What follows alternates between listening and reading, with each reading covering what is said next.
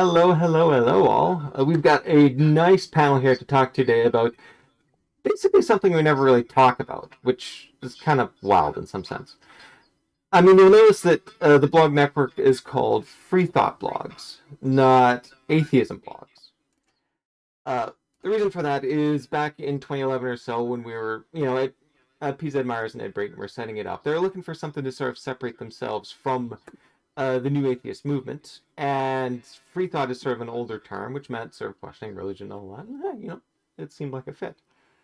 The irony, though, is that a lot of us are really just straight up atheists anyway. So, we really are sort of some of us more firebrandy than others, but nonetheless, we really do reject religion, critique religion as much as we can. We just don't necessarily sort of talk about it. So why not, for once, actually just talk about it? So yes, as mentioned, we do have quite a panel here. Let's see, I'll get, I'm H.J. Hornbeck. I blog at Reprobate Spreadsheet. Let's get Christian Wagner to say hi. Hello, I'm Christian from ProScience, and I'm a lifelong atheist. I grew up as an atheist, so no big conversion story for me, but... Nice. All right, next up on my view screen is PZ Myers. Okay, yeah, I'm here, and I will mention a little history here that when we were trying to come up with a name, it was me and Ed Brayton arguing back and forth, and I was coming up with names like radical, militant, fire-breathing, ferocious, atheist, various versions of that. And it's entirely thanks to Ed, who said, no, we gotta tone it down a little, and he thought free thought was a better historical context. So that's why we've got this name now. And I think he made a wise decision. It was the right thing to do. Oh, cool. All right. Thanks for the clarity there. I always hate sort of speaking on top of that, since you were literally there for the decision itself. Yeah, all right, so okay. We did our best to bury the fire breathing a little bit. Yes, for reasons we can discuss as well. All right, William Brinkman, you are next on my list. Hey, I'm William Brinkman. I blog at Bolingbrook Babbler, and I also am the author of the Bolingbrook Babbler Urban Fantasy series, which is out on Amazon, and if you don't like Amazon, anywhere else. Nice. Good for the plug. All right, finally, we've got Sarah. Hello, I'm Sarah, and I blog as Dr. Sarah over on Geeky Humanist, and I'm delighted to hear the naming story, which I had not previously heard. So thank you for that. Nice. All right. So we're here to basically sort of talk. We also got Great American Station has joined us. Oh, where's Gaz? Great American Station has joined us as well. Yes. Oh, nice. Oh, Satan, can you hear us? Great, now we're trying a seance. Please, Satan, rise! Oh, well. That might be a sound issue. Yeah. Oh, yeah. Right, so, I've been waiting for the trolls to jump in. PZ kind of sort of led a bit of baiting on that, but I don't see anything coming in yet. So I suppose until it pops up in the chat, we'll actually just sort of spend a little bit talking about why exactly we're atheists. I believe we actually have risen. Satan has indeed risen there. Hello, we have successfully summoned Satan. The religious people were right that this is where our atheism would lead. Hello, Satan. You're muted. I think you're on mute still. Oh, well, you're not on mute, but your audio isn't coming through. All right. Technical difficulties. Turns out the summoning circle is kind of tricky to get right, so it's taking a little bit. Right. Don't worry, we will try and get Satan here. Okay, no. All right. I guess first off, while we're sort of discussing this sort of thing, why exactly are we atheists? I mean, most of us sort of hail from North America. 2 people accepted so far on the call. North America is pretty religious. So what's up with that? Anyone else want to go first since I'm playing hosting duties? I can go first. I'm kind of an unusual story. I was raised in a family of atheists, and so we never really did religion. And actually, there was a brief period in my childhood until college where I was religious.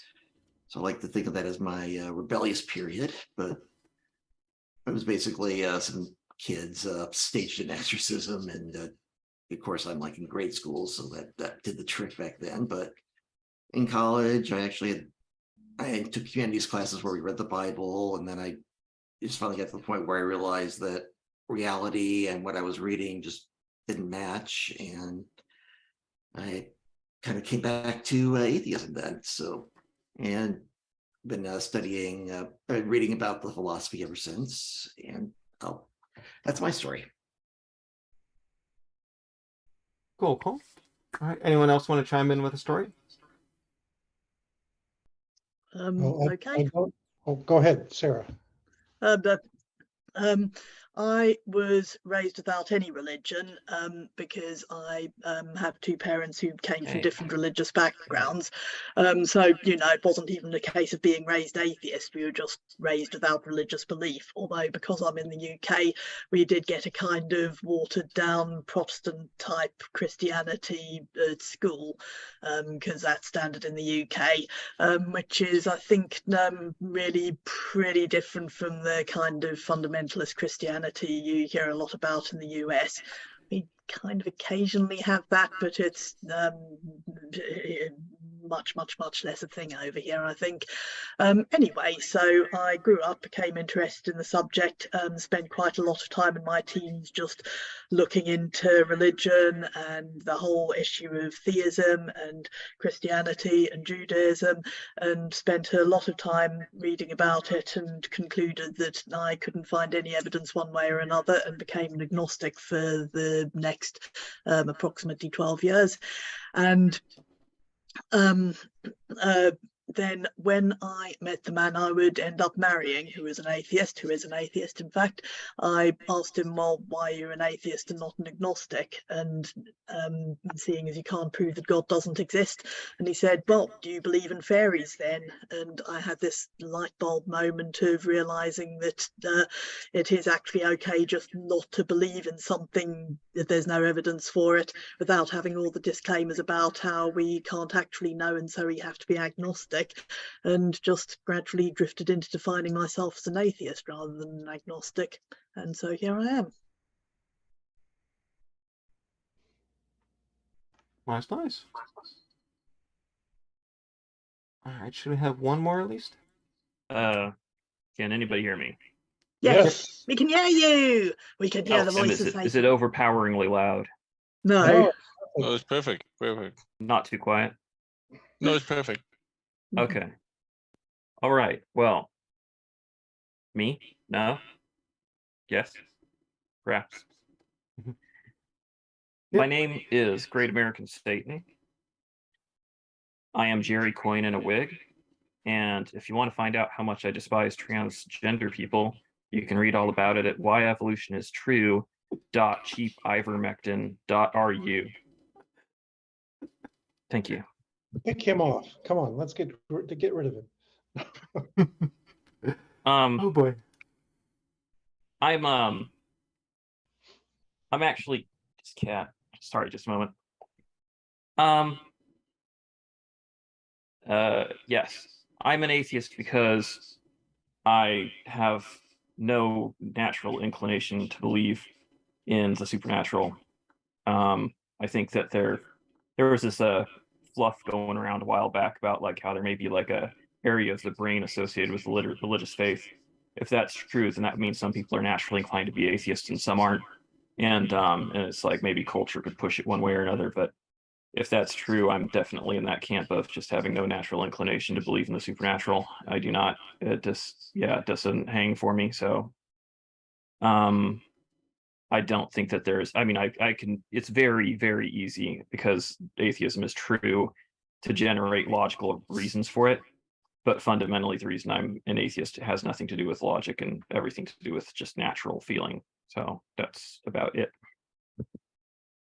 If I can answer that one, I always hate when people say that people have a natural inclination to be really like humans have, because I have the exact same way. I've never had that inclination that I needed to believe something were behind it. I don't feel comforted by that idea. It's just weird for me.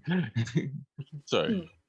I think if you're talking in general terms, humanity has clearly had a natural inclination to be religious since not quite all, but almost every known group has come up with some kind of religion.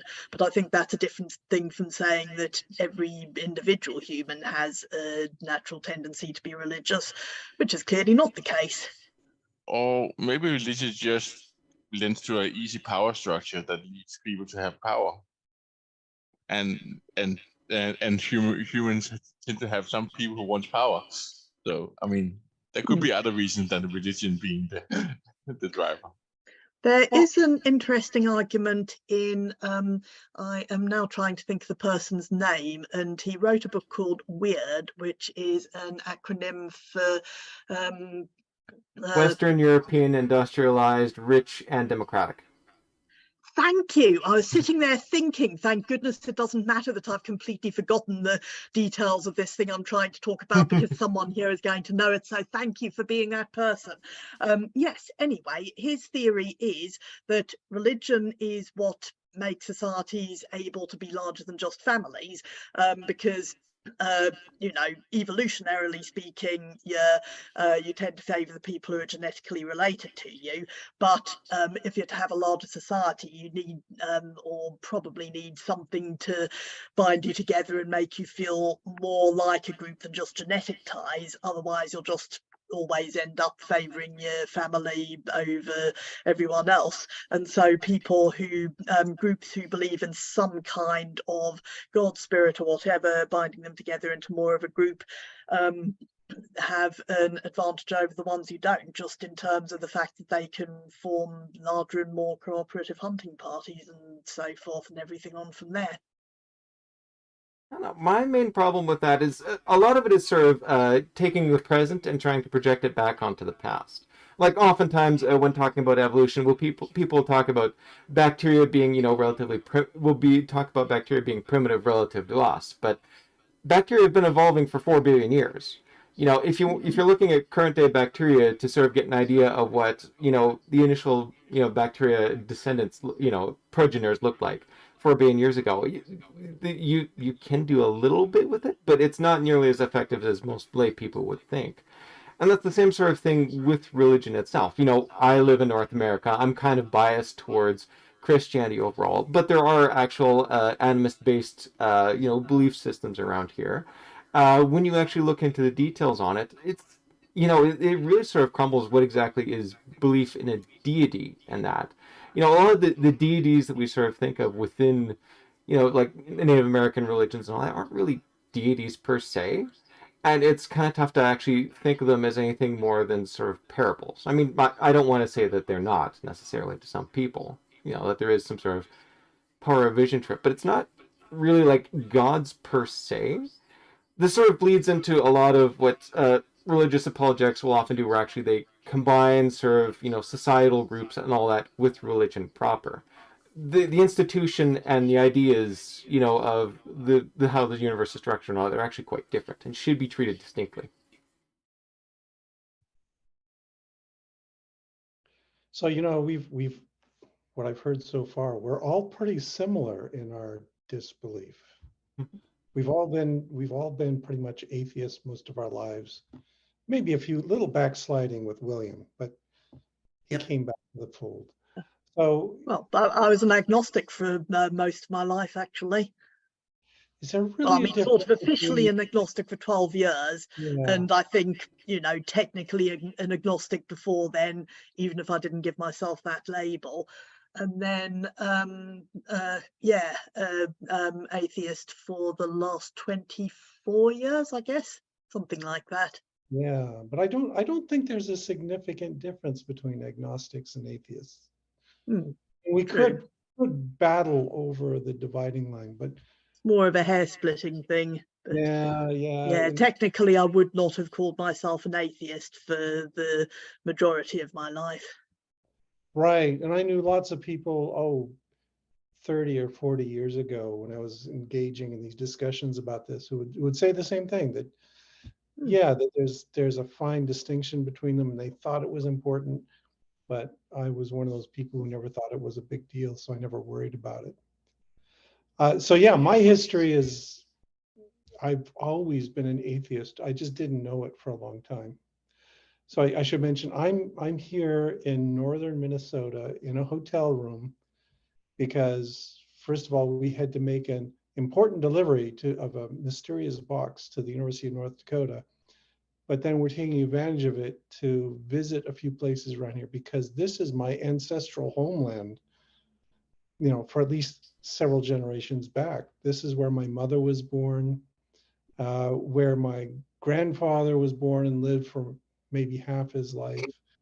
My great grandfather lived up here. So Paul and Peter, and then his father, Jens, lived up here. And then his father, Dyer, I think was an immigrant, that was our earliest immigrant, was 1850s or thereabouts from Norway. And what we find there is that they all consider themselves good old Scandinavian Lutherans, which is about as tepid a religion as you can get. Maybe Christian will back me up on that. But yeah, it's I will, yes, but I would with the caveat that back then it was a little bit more serious, especially for Norway, which I believe some of your family is from. But I also feel you might not have encountered UK Church of England Christianity, which is, no, that's I think that kind of beats out Lutheranism for tepidism. No. I've experienced both. You're religious fanatics. You believe in stuff like hell and heaven. We don't really. Yeah. Another thing is that to some extent, the Church of England believes in interior design, which is something that Americans, Protestants, reject wholesale. So there's that too. Interesting thought. Yes. Okay. I don't want to belittle the faith of my forefathers, who were probably sincere. But when we were driving up here, my wife actually commented on this. Hi, Mary. I'm talking about you. Don't get mad. And we were just noticing that northern Minnesota is really kind of empty and dead for the most part. There's these small towns all over the place, and we were driving through them and we were wondering, what the heck do people do around here? And the conclusion was they go to work and they go to church. That church was something you did because there was nothing else to do. There's all kinds of social events they could get into, I suppose. But I think by default, people go to church. And again, they probably believe, honestly believe in this stuff. But I think in a lot of ways, religion is something to fill a vacuum. And that's why it gets entrenched that, hey, this is my community, my people here, and they were all Scandinavians. Seriously, that so many Norwegians, although they would bring in Swedish wives and things like that, but it was a very, very homogenous community. And when you've got that, then sure, there's always these signifiers of your identity. And one of them is you go to church on Sundays. How much they believe it deep down, I don't know. But it got weaker and weaker. My great-grandparents, I know, went to church every Sunday as long as they were healthy. And then my grandparents paid a lot of lip service to it, but I almost never saw them at church. And same with my parents, but they would still send us kids to Sunday school and church services every week. And I think it was largely because it was like free babysitting. And so when you get to me, all the belief is just gone. I went to church, but I didn't believe any of these silly stories they were telling me. And as soon as I could, I just stopped going. So yeah, I think we're kind of in a common ground here, is that most of us were not devout religious people at any time in our history, except for William, maybe for a little bit. But yeah. It's more ecumenical Christian back at my peak, so I wasn't bad. So yes, and American Lutherans in the modern day are about as bland as you can get. mhm. At least if you're not one of the weird synods that crop up around the conservative groups around here. But my church was the equivalent of the modern ELCA, Evangelical Lutheran Church of America, and very liberal, very, very tolerant of a lot of things. So it's not like I had fanaticism drilled into me as a child. Kind of a shame we That didn't does have. seem to We don't. be. Oh, go ahead, Gaze. Sorry. Yes. That does seem to be an important element of it, is like how much you were raised to be like was a very common fact. It was a recurring factor here, is like like who if I think most of the people I know had parents that were more religious than they were, but they were still super half-assed and lazy about it, and it's just that laziness alone that failed to impress upon their children that this would be something that had any importance whatsoever. It was just like basically like a failure to communicate the tradition. And part of that is just an assumption that like, oh, well, truth about like what's important, to spiritually is just so inherently true that it's going to speak for itself and pull people in, whether they get told about it or not. So I mean, evangelicals might have a little bit of something to be said for the idea that it's important to go out and spread the good word in order to make it happen. Because if the parents are just all like, I don't feel like it this week, regardless of how devout they are, kids ain't going to get it either. Yeah, I would agree with you 50, 75% that a lot of it is laziness. My parents and my grandparents were hardworking people, and they just didn't have the energy to go to church on the weekend. So that was a factor. But I would also counter that by saying that some of the people I knew in the church worked very, very hard at being tolerant and doing outreach and working in the community. And they weren't lazy at all, but they weren't interested in forcing beliefs on other people. They wanted to, spread the word in an ecumenical, non-evangelical sort of way. Yeah, I think a kind of huge mirrors. part Oh, of go ahead, I Sarah. think a huge part of the whole how involved were your parents with a religious system type thing is maybe not so much about the belief side of it as about to what extent is this part of your childhood and cultural memories that you grow up with a lot of memories of being part of a particular religion. And if those memories are also sort of very tied up with positive childhood experiences of things your family did together that were about warmth and sharing and togetherness, the rituals of whatever religion it was, with the religion tied into that, I think that's something that stays with you a lot. Mm-hmm. I can believe that. I mean, I know when I was growing up, I did not have religion pushed on me at all. I do have vague memories of going to like a Sunday school or something like that, but it didn't take. I mean, literally, it was in my mid-20s when I actually realized religious people exist. Like, seriously, I did not think people honestly believed in a god before that point. I actually went to a Christian high school too, no less. And my conclusion walking out of there and actually seeing people, in this case it was a Catholic school, so they, they had mass and all that. My conclusion was, okay, this is such a preposterous idea. There's no way they can actually take it seriously. So there must be something else going on here. And I think what's really going on here is just this is comforting stories that people tell. Kind of like, you crack open a history book to sort of learn about the past and get some sort of sense of belonging and all that. Well, this is the same sort of thing. People, maybe used to believe these things at some point, but nobody believes it now and all that.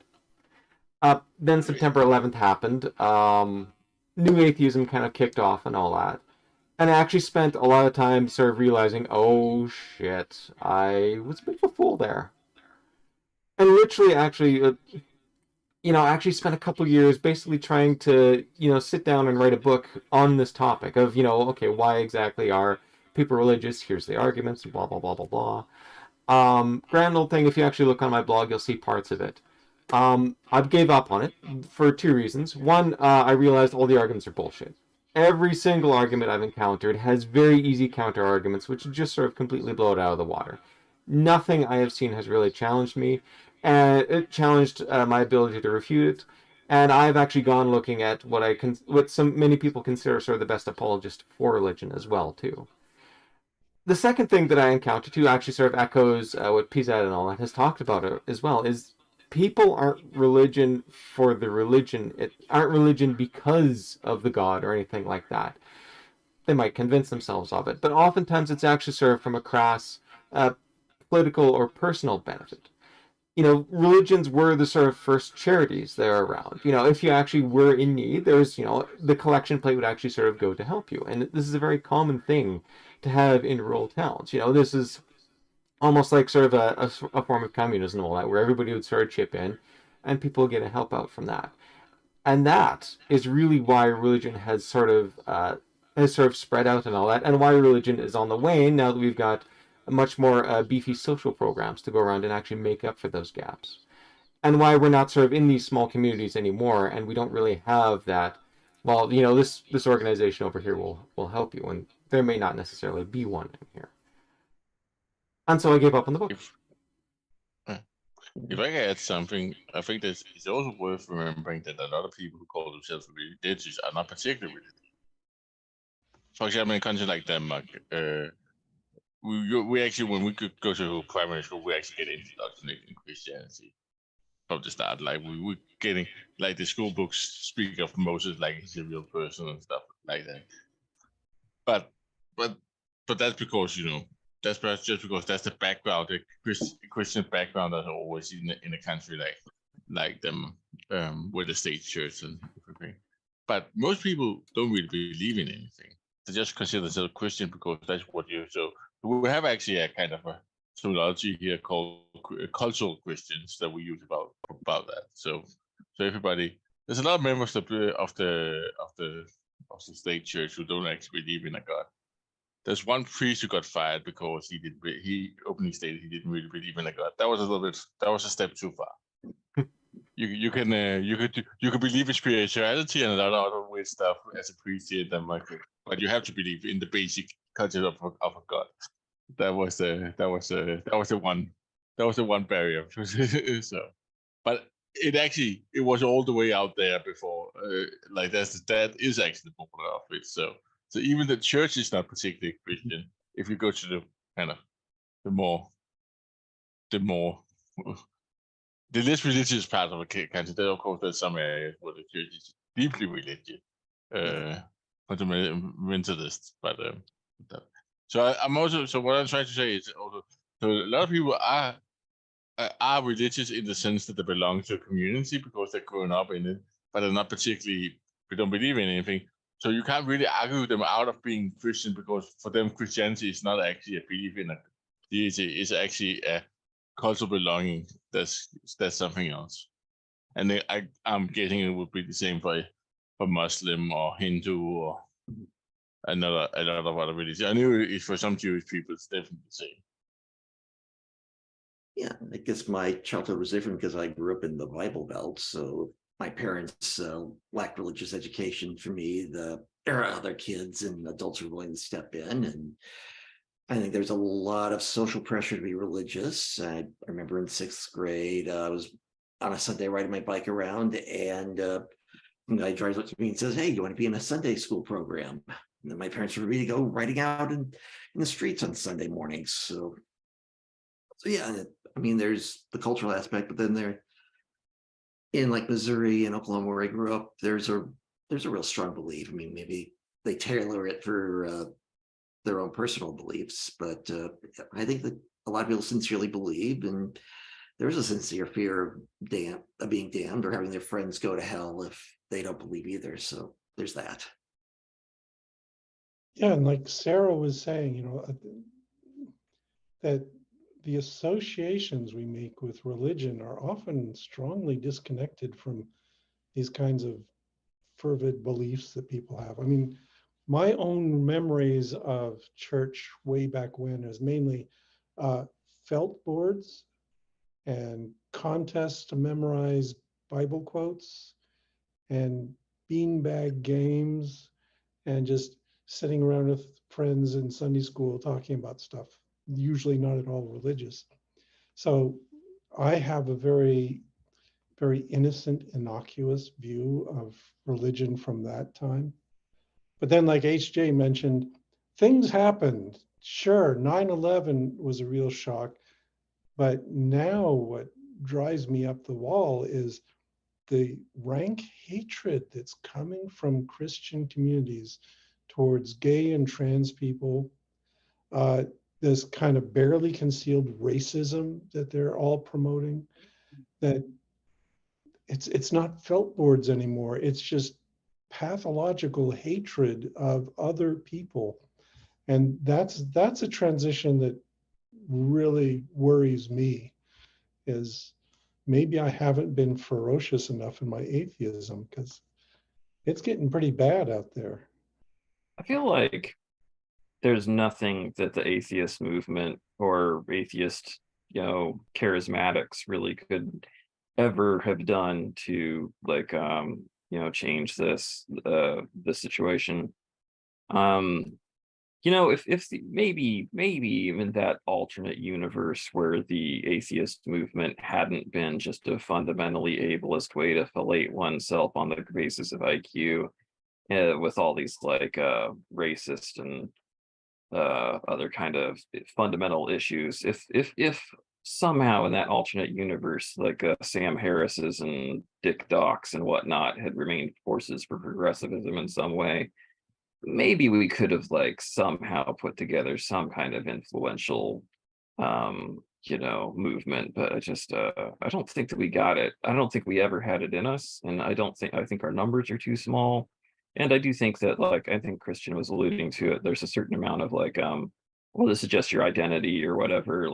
If you're attacking somebody's faith, you're attacking their culture and their identity or whatever.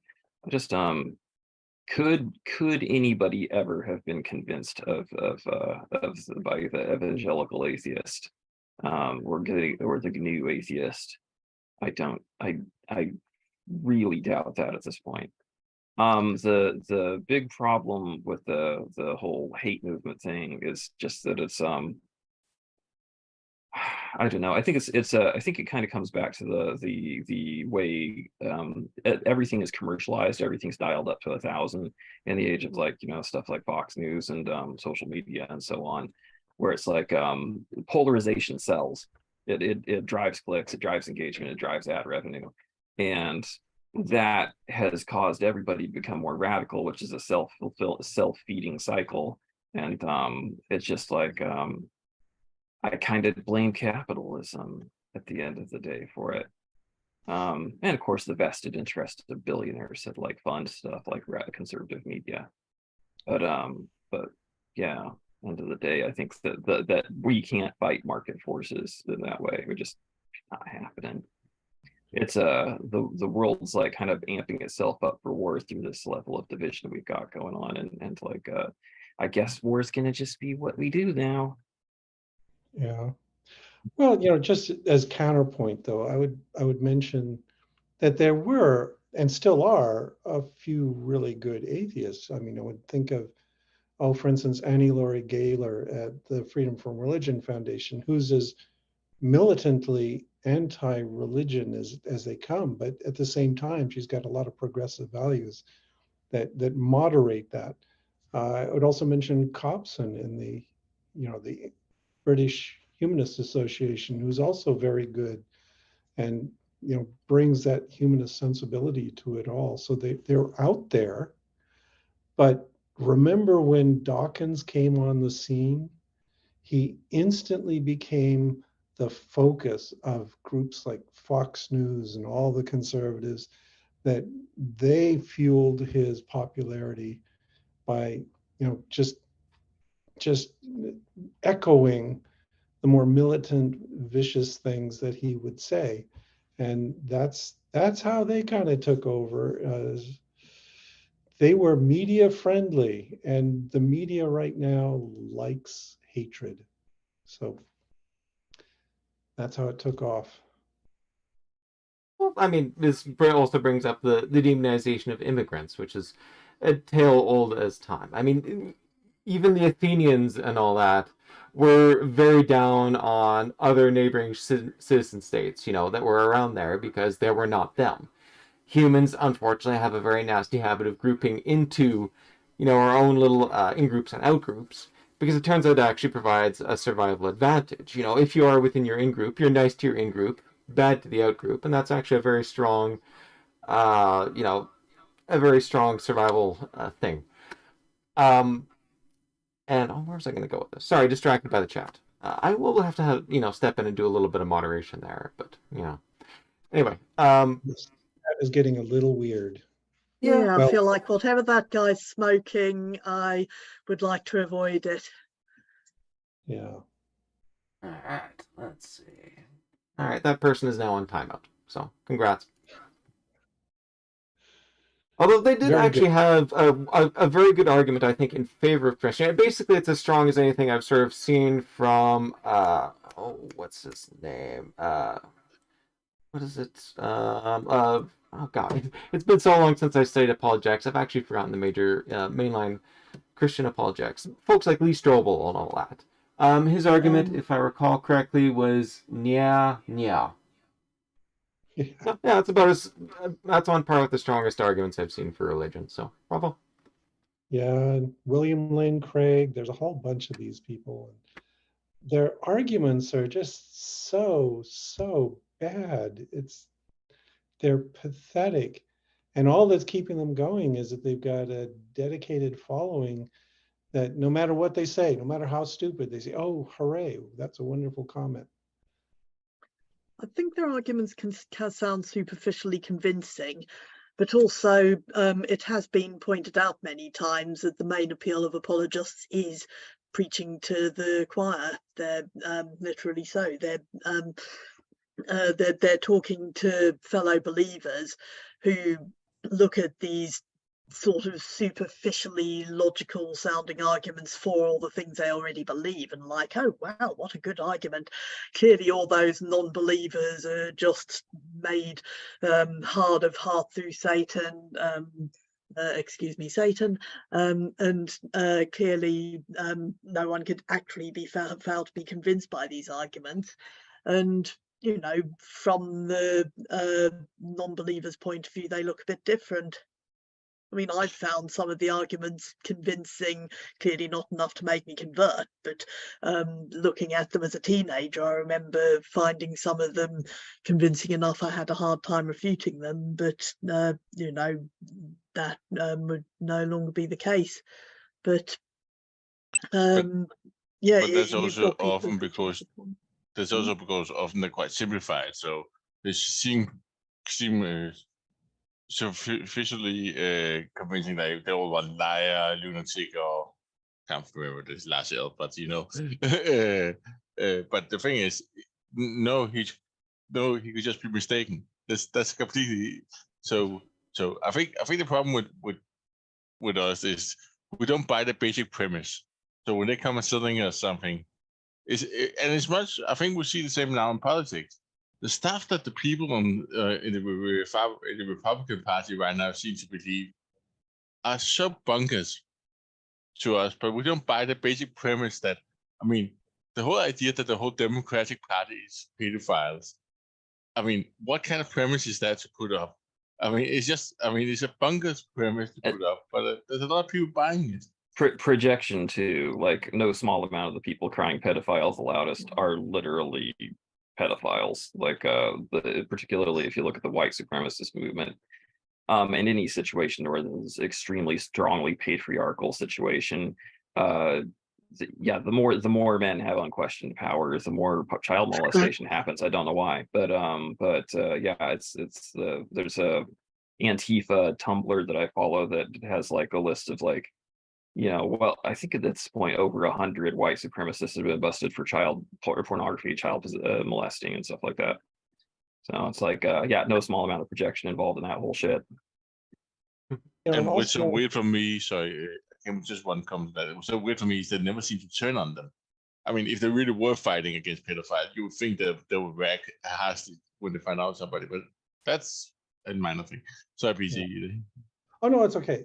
Yeah, so I was just going to say that, what Sarah was saying, I get the same impression that if you listen to some of these people, they're very, very polished.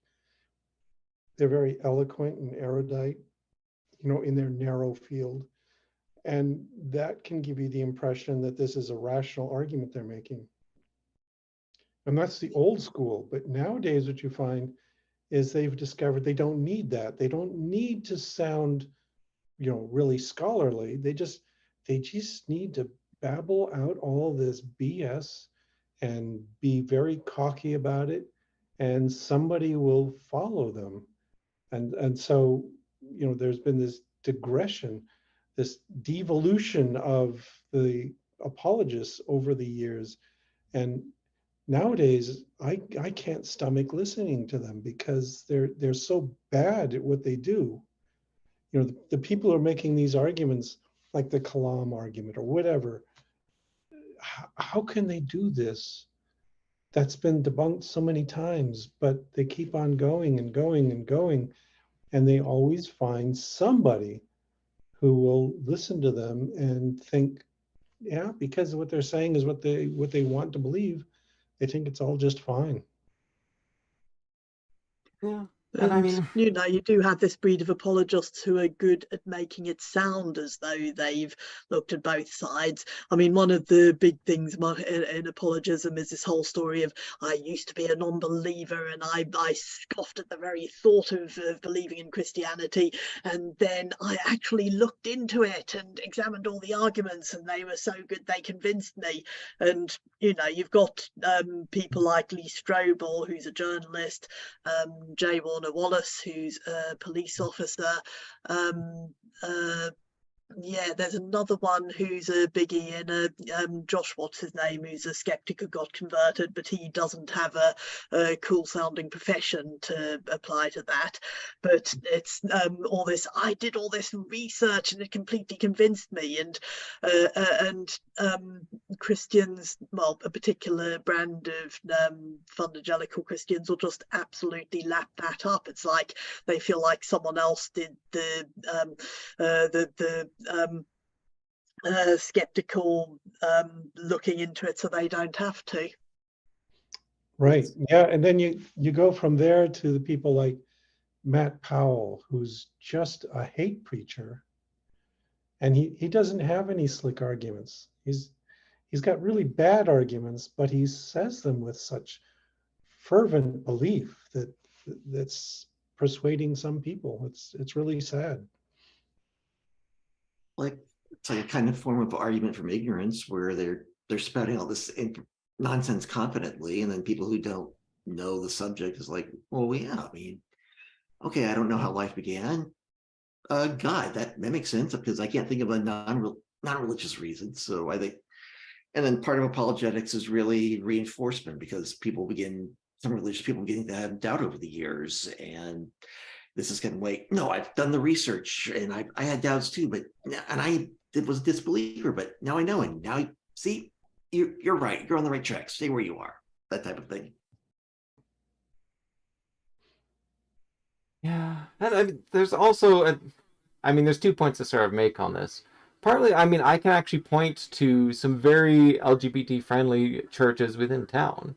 Like, we're actually a host to one of the churches which actually helped get gay rights within Canada, just by sheer luck.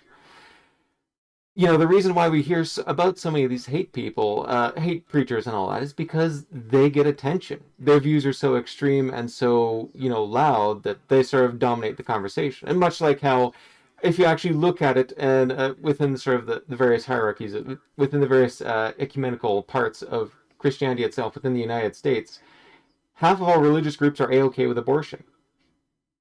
But listen to what you hear within the mainstream news. That's almost always, well, all Christians, don't like abortion. All Christians don't like abortion. No, it's just because the small minority has realized they can get their voices out there disproportionately loudly if they do that. And this also means they get disproportionate power from it too. The more reasonable people actually, don't necessarily have a voice from that. And conversely, a lot of what sort of makes us, anti-religion and all that. Oh, sorry, Satan, you're summoning something? I was just saying, another example is Moms for Liberty. Teeny tiny little group with outsized influence. Yep, that's fact.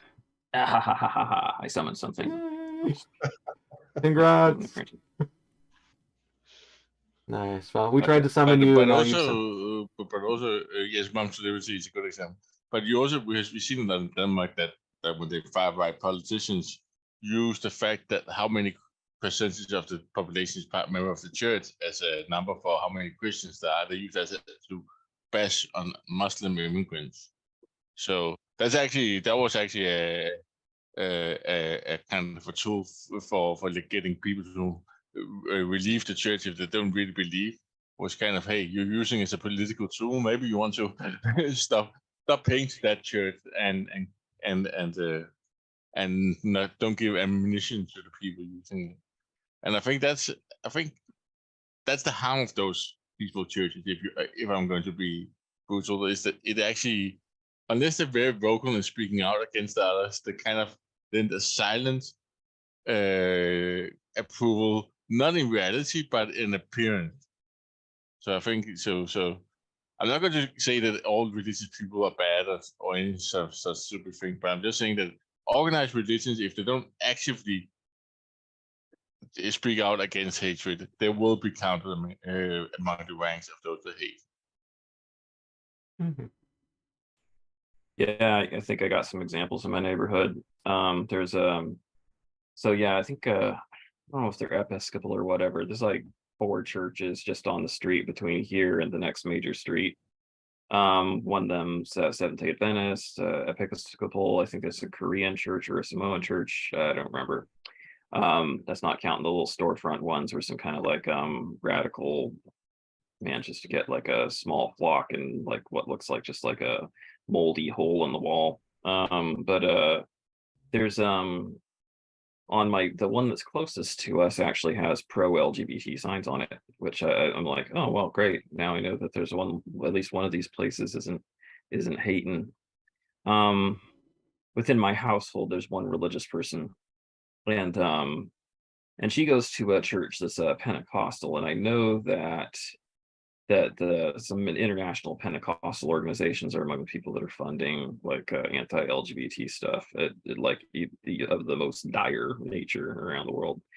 And I was like, I had to like Google. It's like, is there household from money from my household going to that kind of shit? And I was like, okay, well, I wasn't able to find the receipts, so she's gotten out for now. But we'll see how long that goes. But it's like they at the same time also, I don't think that they actually ever say anything pro LGBT at that church. So that's like it gives the person in my household the out to think like, oh well, it's not they're not anti-LGBT. Well, what did they say that was in favor of us lately? Another thing that was like in a similar vein is that like there's a lot of feminist blogs on Tumblr that don't specifically say they're trans friendly on them, and I'm all like, this is a situation where virtue signaling would probably be helpful, and the silence speaks volumes. So yeah, if you gotta virtue signal it, baby. Yeah, strategic silence is a useful tool.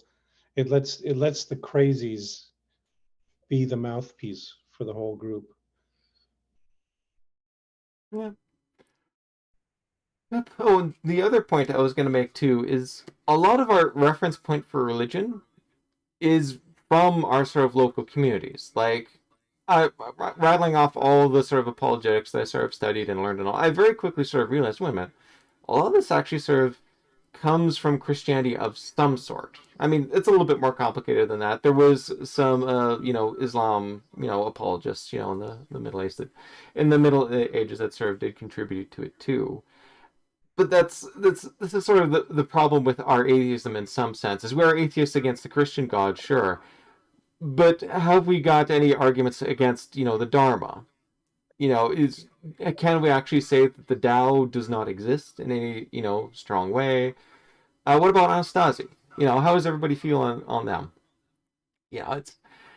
There is sort of a gap between I don't believe because all the arguments I have heard within my local context are bullshit, and I do not have any belief against a God, past, present, or future.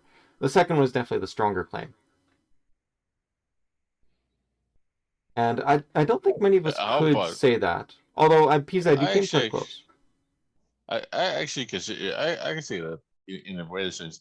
If there is a God that in any meaningful way, then the universe will behave in a different way than it does. I think true facts, baby. I think the two arguments get conflated. Is there some sort of being out there who could conceivably, possibly be considered a deity, which, is one of those unfalsifiable things. I see no reason to believe it, but at the same time, it's hard to conclusively prove it false. Then there's, is there the God of does a God of a specific religion exist? And let's face it, if someone's trying to have this argument with you, they're probably arguing specifically for the God of Christianity. And I realized it is actually useful to separate the two. Like, okay, maybe theoretically there is some kind of deity out there in the universe, not making themselves known to us in any form, but that's not the Christian God. The Christian God is specifically and by description someone who reaches out and tries to communicate and wants people to believe in him. And that's not what we actually see.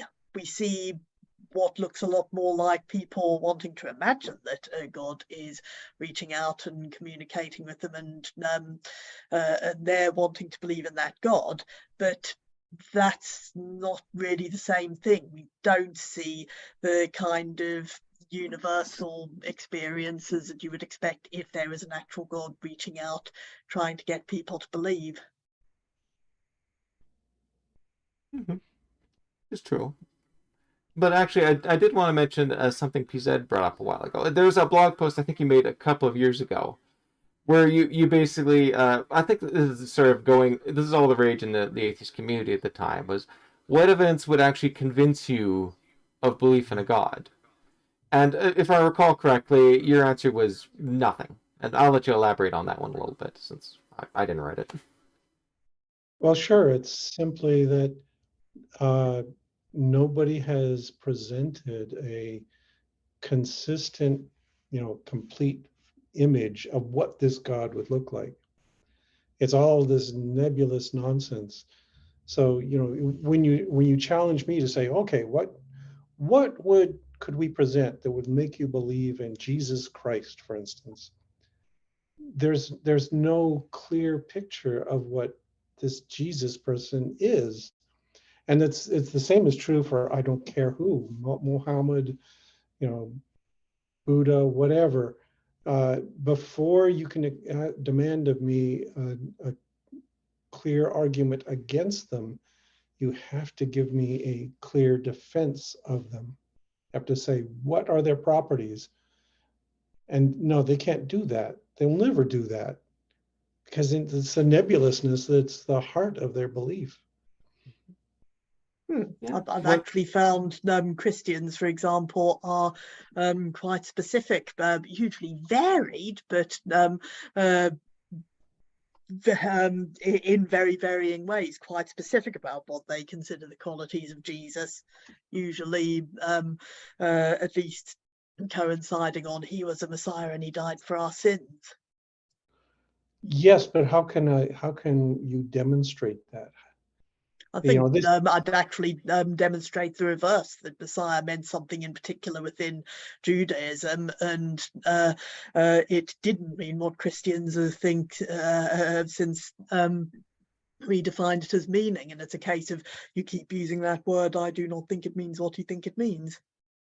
yeah, they just have to be really specific about the concrete facts, the testable facts, the ideas that we can observe. So, you know, saying that there was a being who came back from the dead 2,000 years ago, sure, you can believe that, but that's nothing that we can evaluate.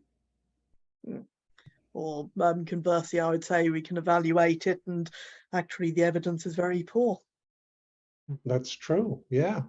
which is in itself quite, if you'll excuse the expression, damning, because you know, you've got a situation where Christians are trying to claim God wants everyone to believe in Christianity, wants everyone to be saved, wants everyone to believe in Jesus, and Jesus rising from the dead so that everyone can be saved.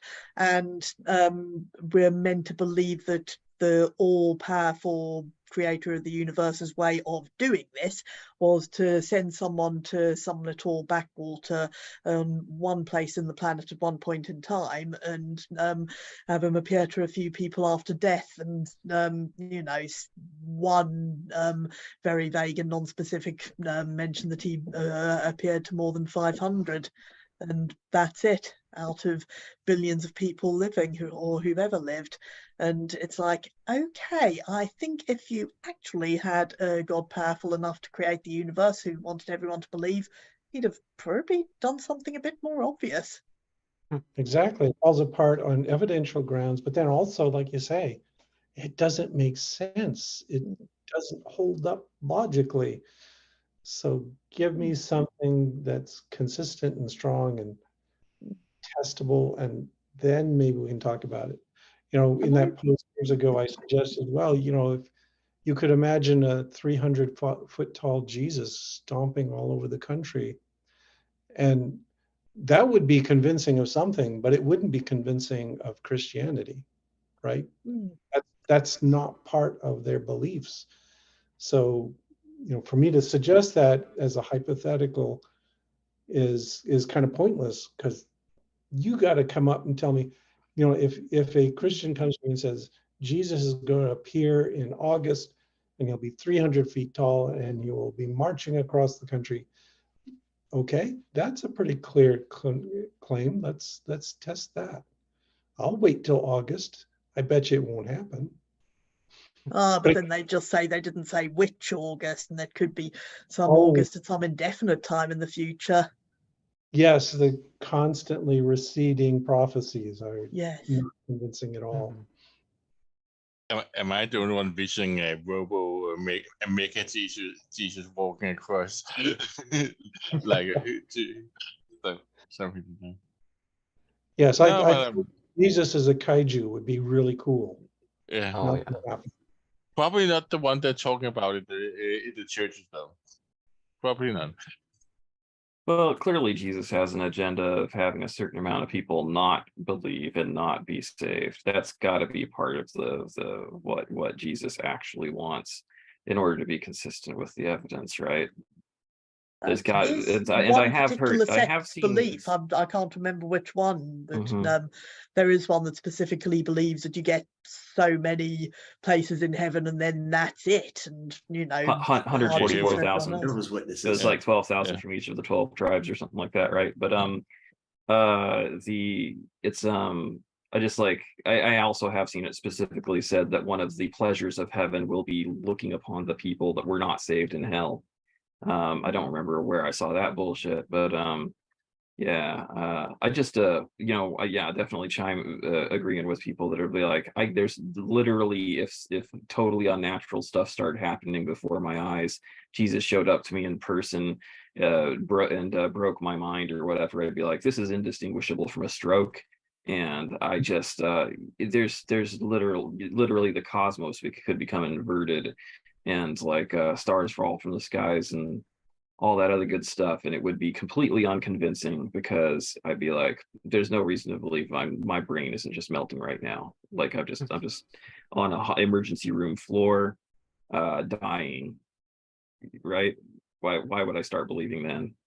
I think the thing is, if that sort of thing had been going on throughout human history in a consistent sort of way, anyone could talk to God, get an answer, and not get 50 different answers for 50 different people, and just, experience God speaking to them in the same way we experience us speaking to each other, then, there wouldn't be a problem with believing in a God.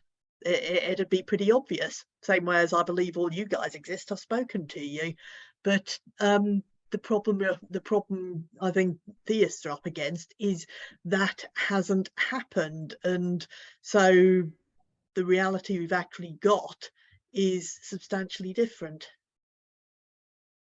So it's not a case of, well, what did it take to convince you? It's, the things that would have convinced me if they'd been happening back when I was first looking into that wouldn't be very convincing now, because you've got to ask, well, how come this hasn't been happening all along if there's really an eternal God doing them? True. Yeah, the reason why I brought it up is I mentioned the book that I sort of abandoned and all that. But refuting Christianity was so easy, it was kind of boring. And so I sort of changed to the harder question of, okay, can you justify atheism past, present, and future, period? And I think ultimately I sort of settled on, I actually, the answer was yes, and I came up with 3 arguments. In fact, Gass actually just gave one of them. It's a variant on Hume's argument from miracles. Yeah, essentially that anything that would be miraculous would be better explained by you being mistaken or wrong. And what's the difference between a miracle and God? Well, I mean, if you think about how God would reveal themselves, it's via miracles, right? So, the same argument that Hume actually used against miracles would actually work against a God of some sort, or any sort of revelatory thing. Which means also you can actually turn it against Dharma, you can turn it against the Tao, and it actually just works against all sort of religious, descriptions in general. Sadly, one of the arguments I came up with is so long that I actually tried to write it up into a paper and get it submitted to philosophy journals. No success, sorry, but I will not be discussing that on stream because we're going to be here for another 2 hours or so. So let's not. Yeah. Disproofs of God are about as boring as proofs of God. So Yeah. Well, I think we are up on that's time. why. I was just kidding. I think that's why a lot of have moved away from the simple debunking of Christianity and religious arguments, because it is kind of getting bored, and then it's fun when you start out, but later it gets boring. Yeah, but those fish in the barrel, I mean, it's just not sporting. No. Mm-hmm.